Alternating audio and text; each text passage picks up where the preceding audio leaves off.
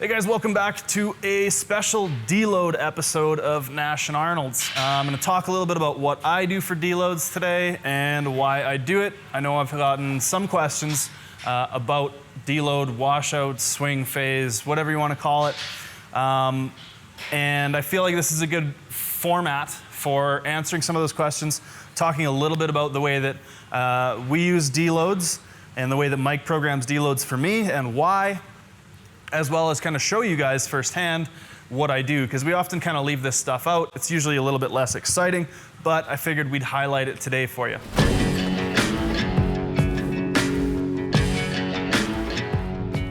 So I generally do one day of each of the movements, and it's usually a variation of the movement. For my for my squats right now, I'm doing high bars and tempo high bars. For my bench press, I'm doing feet up bench press and tempo feet up bench press.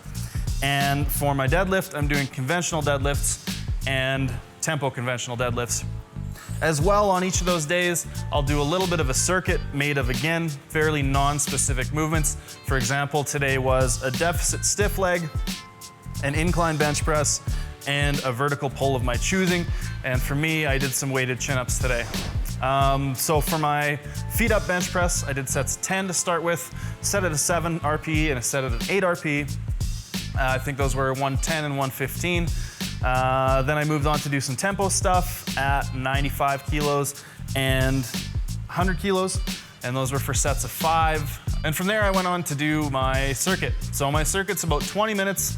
Mike gives me percentages that he wants me to lift on each exercise, as well as the instruction that it's pretty much open-ended sets and reps. So I'm usually in the 5 to 8 rep range for most exercises. I think today I did 6s on my stiff legs, 6s on my inclines, and 5s on my weighted chin-ups.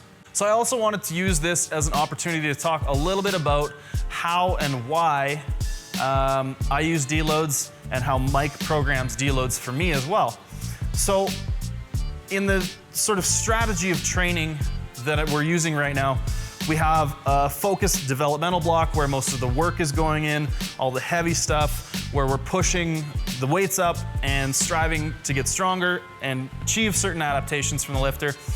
And we've also timed that, so it's a specific length that's specific to the lifter, and we run the cycle for that length, and then we do a washout, and then we run another cycle, and it's a very sort of phasic structure in that sense. When we do a washout, there are two main things that we're looking for. Number one, we're looking to eliminate or dissipate as much fatigue as we can and prepare the lifter for the next phase. As well, we're looking to lose as little strength as possible.